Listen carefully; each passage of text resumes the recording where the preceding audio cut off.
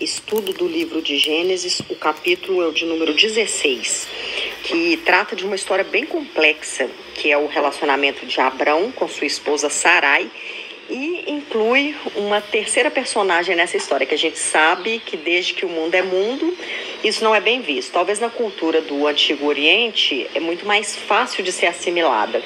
Mas, ainda assim, isso não exime as pessoas de se sentirem ciúme, de sentirem humilhação, de se sentirem trocadas. É exatamente dentro desse contexto histórico que a gente vai ver desenvolver essa história de um pequeno ajeitar com as próprias mãos para achar que vai conseguir colocar as coisas de Deus, os planos de Deus dentro da vontade própria das pessoas. E a gente vai ver como que isso vai dar errado, porque dentro dessa história nós vamos ver o nascimento e a origem dos povos árabes ismaelitas.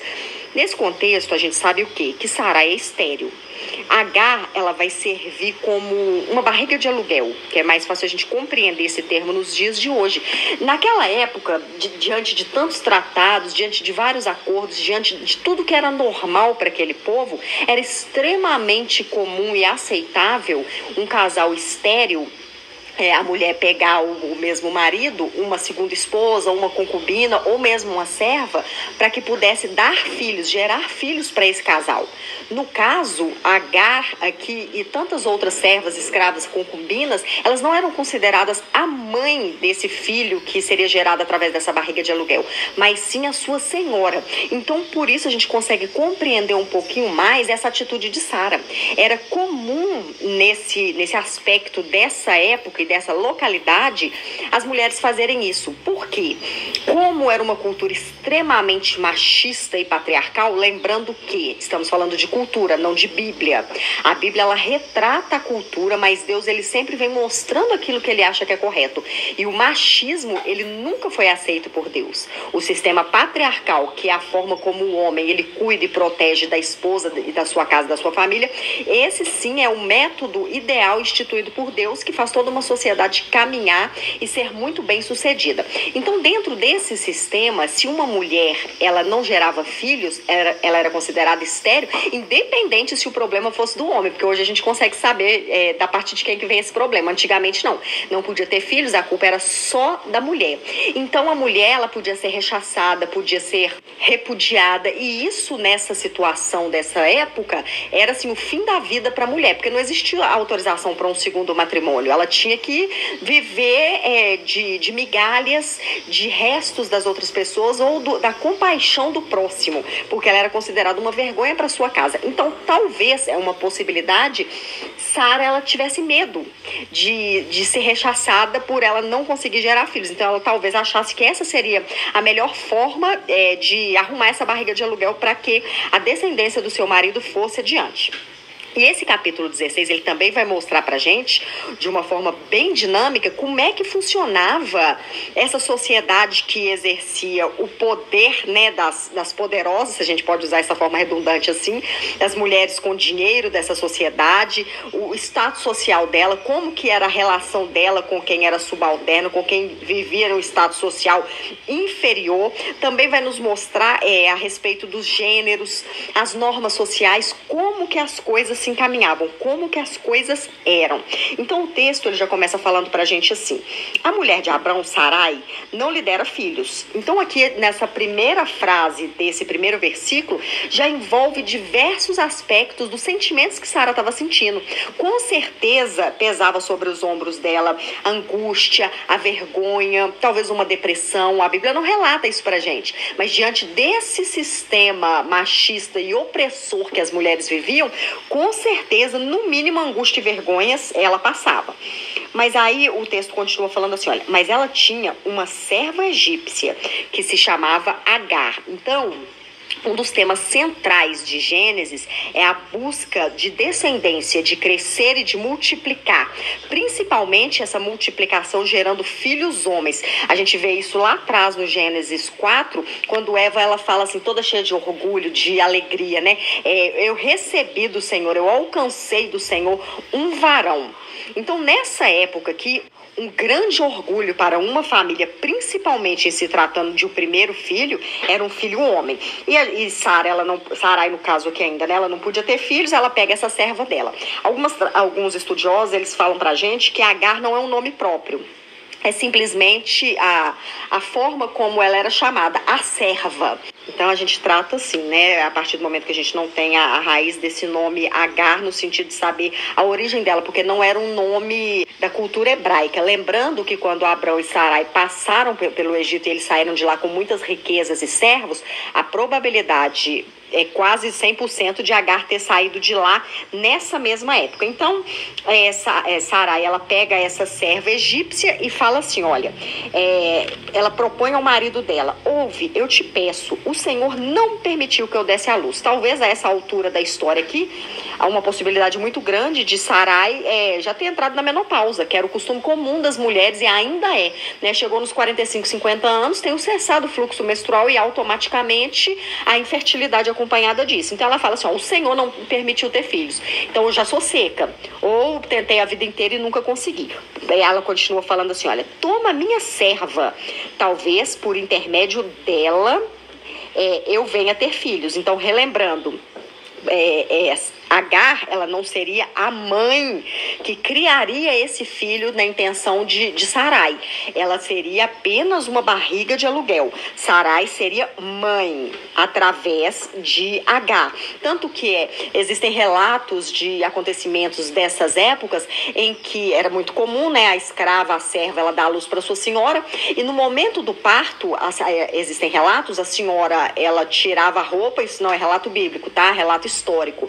E se deitava próximo onde a mulher estava dando a luz. E quando aquela escrava, aquela serva concubina, ela dava a luz, aquela criança automaticamente já era colocada em cima da sua senhora, para simbolizar que ela estava dando a luz e não a sua serva. Aí o texto continua falando assim, olha, Abrão atendeu a sugestão de Sarai. E lembra quando a gente já falou sobre o código de Hammurabi, a estela que foi feita por aquele rei babilônico, que existia diversas normas, condutas, leis que regiam a sociedade babilônica da época? Entre uma dessas normas, entre uma dessas leis, existia um contrato de casamento. Então, se a mulher não desse filhos, o homem podia sim dispensar ela. Então, talvez a gente compreenda assim mais ainda o contexto histórico para saber do desespero de Sarai e tentar entender um pouquinho como é que funcionava a cabeça dessa mulher. Porque é muito comum a gente, como cristão, pegar a Bíblia e falar assim, nossa, Sarai queria dar o jeitinho dela, Sarai estava errada. Sim, talvez de uma certa forma ela não confiou completamente em Deus, mas a gente, para compreender a mente do personagem, a gente tem que entender as questões históricas também, para a gente não ficar perdido como funcionava essas questões legais dessa época. A mulher era extremamente desvalorizada. Então, assim, o medo dela era bem real. O verso 3 continua falando pra gente. Então, depois de 10 anos que Abrão habitava na terra de Canaã, sua esposa Sarai tomou Agar, a egípcia, e a entregou como mulher para o seu marido Abrão.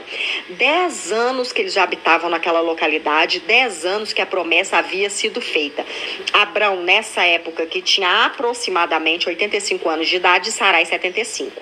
E teve relações sexuais com Agar. Abrão não era fraquinho não, né? Fala sério, 85 anos de idade, você vê um vozinho de cabelinho branco, talvez pouco cabelo, barba branca, custando andar, o homem não. Cheio da virilidade, tá? E além da virilidade, ele consegue engravidar Agar. Aí quando Agar ficou grávida, começou a olhar sua senhora com arrogância e desprezo. Óbvio que Agar, ela se sentiu superior aqui, porque ela sabia que dentro da barriga dela tinha um potinho de ouro. Ela seria tratada muito bem. Com certeza Abrão viu nela, a princípio, o filho da promessa dentro dela, viu que a posterioridade dela estaria ali. Agar pensou o quê? Meu filho vai ser o herdeiro de tudo isso, vai ser muito rico, eu sempre vou ser protegida, vou ser sempre amada. Então ela se sentiu arrogante, se sentiu superior e começou a desprezar Sara. A Bíblia não vai relatar pra gente qual que é a forma de desprezo que ela dava para sua senhora, mas óbvio que quando uma mulher quer causar picuinha, ela vai conseguir, né? Então, com certeza ela estava fazendo mal para a alma da sua senhora, causando agonia, tristeza, menosprezo, todos os sentimentos que nós podemos imaginar de uma mulher que já não podia gerar. E o texto continua. Então Sarai queixou-se para Abrão: você é responsável pela injúria que me está sendo feita. Coloquei minha serva entre os seus braços. Desde que se viu grávida, ela começou a me tratar com desprezo. Que o Senhor faça cair sobre você a afronta que eu venho sofrendo. Aqui é praticamente uma maldição contra o marido dela, porque ela está se sentindo judiada, está se sentindo preterida, e até então ele não estava fazendo nada. Então ela falou: se você não fizer nada, você acerte contas com Deus, porque o papel de proteção da esposa, ele cabe ao marido. Mas Abrão ponderou: pois bem, é sua serva e ela está nas suas mãos. Faz como bem te parecer. Ou seja, se vira você, eu não tenho nada com isso. Então, de uma forma geral, ele exerceu proteção à figura da esposa e tirou o corpo fora. Então, a partir desse momento, Sarai passou a maltratar sua serva. Talvez antes ela tivesse com medo de maltratar Agar por causa do filho que estava no ventre dela, por medo de ser rechaçada pelo marido, mas a partir do momento que ela se viu protegida, aí ela revidou de acordo com a vontade dela. E também, uma mulher ferida, ela pode ferir muito mais. Então, o texto fala assim, ela começou a maltratar sua serva de tal maneira, imagina o nível que chegou, que Agar fugiu. E uma coisa que eu acho tão perfeita, tão bonita dentro da Sagradas Escrituras é que a Bíblia, ela só mostra a perfeição de Deus. Dentre todos os grandes personagens que nós temos dentro das Sagradas Escrituras, a gente passa por vários, né? Vai lá atrás, né? Adão, né? Abraão, Isaac, Jacó, Davi, Moisés, inúmeros no Velho e no Novo Testamento. Nenhum deles a Bíblia tampa ou omite os seus defeitos, muitas vezes a sua falta de caráter, a sua personalidade instável, os seus desvios, os seus erros, tudo nos é relatado para mostrar que a perfeição ela é somente em Deus. E mesmo sendo falhos, quando nós nos arrependemos, nós nos convertemos dos maus caminhos, o Senhor, ele continua nos amando, jamais deixa de nos amar. Mesmo esses personagens, mesmo as nossas vidas, porque a Bíblia ela é um referencial de conduta humana, né? Nós estando em momentos terríveis de dor, de raiva, de ira, seja qual for o sentimento, isso nunca nos é omitido, para mostrar o quê? Que através de Deus, quando nós nos prostramos a Ele, quando nós servimos a Ele, nós podemos sim ser transformados em pessoas melhores, mesmo dentro da nossa carnalidade, mesmo dentro da nossa humanidade. O Senhor nos ama, o Senhor nos aceita, mas o Senhor, Ele sempre quer nos transformar. Por isso que nós passamos por momentos de tantas adversidades, de tantas lutas, assim como todos esses personagens bíblicos, que é sempre relatada essa grande humanidade deles, porque sim são, né? Não existe aqui Abrão, a quarta pessoa da Trindade, ou um semideus. É simplesmente um homem comum, com um coração generoso, um coração bondoso, com disposição de obedecer aquilo que o Senhor tem para a vida dele. E é isso que o Senhor espera também das nossas vidas. Vamos continuar a leitura do texto no verso 7. Contudo, o anjo do Senhor encontrou Agar. Ela fugiu. Aqui, o anjo do Senhor está se tratando de uma cristofania. Primeiro, porque está falando de Malaque e Yahweh. No original, o anjo do Senhor. E aqui traz para a gente já o artigo no maiúsculo, para a gente compreender a cristofania. E esse Malaque aqui é a forma como se falava mensageiro no Antigo Testamento. Ângelos no Novo Testamento. Tanto um quanto o outro, o nome anjo significa aquele que é mensageiro, aquele que porta a mensagem do Senhor. Mesmo Jesus Cristo encarnado, ele vem para trazer a mensagem de Deus. E o restante do texto, ele me leva a essa conclusão, que se trata da própria presença do Senhor encarnado. Então a gente vê aqui o cuidado de Deus com a vida dessa mulher rechaçada, que independente dos erros dela, ela foi alcançada pelo Senhor e teve a sua vida transformada. O texto fala assim, o anjo do Senhor encontrou Agar perto da fonte no deserto do caminho de Sur. Essa fonte aqui é uma tipificação do nosso Senhor, Jesus Cristo, que é aquele que dá as águas a beber em momentos de necessidade, em momentos de sede, em momentos de escassez.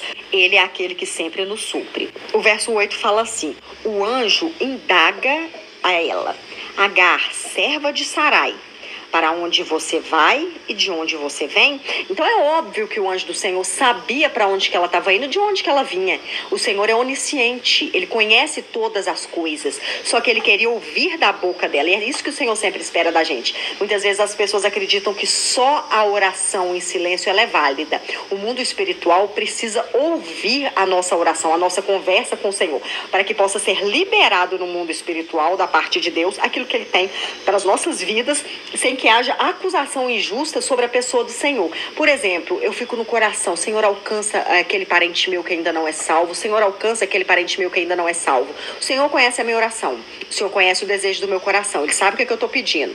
Aí ele vai lá e libera a salvação, o encontro sobrenatural, o alcance da graça sobre aquele parente. Aí os demônios vão, o papel de Satanás é acusar, vão falar assim: mas por que você está liberando palavra de salvação para a vida dele se ninguém está orando? Então, por isso, a necessidade para que eu testemunhe em favor da minha vida e em favor do mundo espiritual, para aquele que pode fazer todas as coisas. A necessidade da oração falada, é óbvio que a oração em pensamento ela deve ser constante. Paulo fala assim que nós devemos ficar constantemente em oração. Não é com a boca, é com o pensamento, com o coração. Mas existe essa necessidade de abrirmos as nossas bocas para que o mundo espiritual ouça. Quando nós formos atendidos, nós sejamos justificados pela oração sendo respondida. Então ele pergunta para ela onde que ela está indo, onde que ela vem, e ela fala assim: eu fujo da presença da minha senhora Sarai. Então o anjo do Senhor orientou-a: volta para a tua senhora e ser-lhe submissa. Aqui a gente está vendo que as coisas elas fluem, elas devem permanecer dentro de um propósito inicial. E a lei ordenava, nessa época aqui, a criança que estava dentro do ventre de Agar, ela não pertencia a Agar, ela pertencia a Sarai. E a própria Agar, ela pertencia à sua senhora Sarai. Então ela não podia fugir, porque ela estava em desobediência à lei. O anjo do Senhor prometeu para ela: eu vou multiplicar. Tá vendo por que se trata de uma cristofania? Que anjo que tem autoridade para lançar uma palavra de bênção, de posteridade sobre a vida das pessoas? Ninguém. Então o anjo fala assim, que no caso aqui é o próprio Cristo: eu multiplicarei grandemente a tua descendência, de tal maneira que não vai ser possível contá-la. Então a gente vê a bênção do Senhor alcançando a geração de Abrão, mesmo eles tentando dar um jeitinho, mesmo eles agindo debaixo da vontade própria e não da mão de Deus. A gente vê isso, né? Que o Senhor ele traz conserto quando as coisas têm que acontecer até onde tem erro. Por exemplo, um filho de um estupro. A mãe ela não queria ter aquele filho, mas decidiu ter. É uma marca eterna sobre a vida dela, de um abuso que ela sofreu, de uma situação trágica sobre a vida dela. Mas quando o Senhor ele entra no caso, ele entra na situação, aquela criança que foi rechaçada, que provavelmente nem conheceu o pai, ela pode sim ser usada para o engrandecimento do reino de Deus e pode se tornar uma bênção para outras vidas. Então uma situação errada, uma situação pecaminosa pode resultar lá na frente em bênção quando existe a mão de Deus dentro dessa situação. E é exatamente isso que está acontecendo aqui com a vida dessa criança que foi produzida diante das escolhas erradas de Sarai. Verso 11. E o anjo do Senhor concluiu: você está grávida e vai dar à luz a um filho, e tu lhe darás o nome de Ismael, porquanto Yahweh te socorreu no teu sofrimento. Ismael significa Deus ouvirá. Contudo, ele será como um jumento selvagem. Esse jumento selvagem aqui é literalmente um jumento, porque no original é Peré, que é aquele que lutará contra todos e todos guerrearão contra ele. Ele viverá em hostilidade contra todos os seus parentes. É uma bênção mesclada, você não entende muito se é uma bênção, se é uma maldição, igual a bênção, entre aspas, né, que Isaac proferiu sobre Esaú quando o seu irmão Jacó pegou a bênção da primogenitura. O que mostra aqui pra gente? Que esse jumento selvagem mostra que essa raça de povo, esses árabes, eles seriam fortes, arredios, indomáveis, e eles sempre estariam envolvidos em guerras. E a gente vê que isso é cumprido nesses povos até os dias de hoje. Eu separei os nomes aqui das nações árabes, se eu não me engano faltou 2 ou 3, mas a gente vê que se trata de nações que estão sempre em conflitos, que não se abaixam para os outros povos, que não se deixam ser dominadas. Aqui estão Arábia Saudita, Argélia, Bahrein, Catar, Comoreus, Djibouti, Egito, Emirados Árabes Unidos, Iêmen, Iraque, Jordânia, Kuwait, Líbano, Líbia, Marrocos, Palestina, Somália. E, inclusive, é bom destacar, né, que são nações que estão vindo de Ismael, então são nações muçulmanas. Verso 13, a Yahweh que lhe falou, Agar deu este nome. Então a gente vê aqui que mesmo sendo uma egípcia, ela creu e teve essa experiência de ver o próprio Deus. Ela chamou o Senhor de El Roi, que é o Deus que me vê.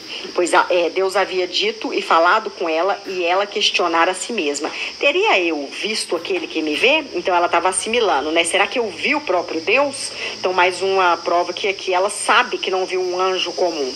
E é por este motivo que este poço, onde ela foi encontrada, né, que fica entre Cádiz e Bered, foi chamado de Beer Lahai Roi, poço daquele que vive e vê. Esse poço se encontra hoje, essa localidade, no sul de Israel. Agar deu à luz a um filho de Abrão. E este deu o nome ao menino de Ismael. Então é óbvio que ela comunicou a Abrão depois que ela voltou e falou que o próprio Senhor tinha escolhido o nome desse menino. Abrão, que era um homem de fé, não ia questionar. Abrão tinha 86 anos quando Agar o fez pai de Ismael.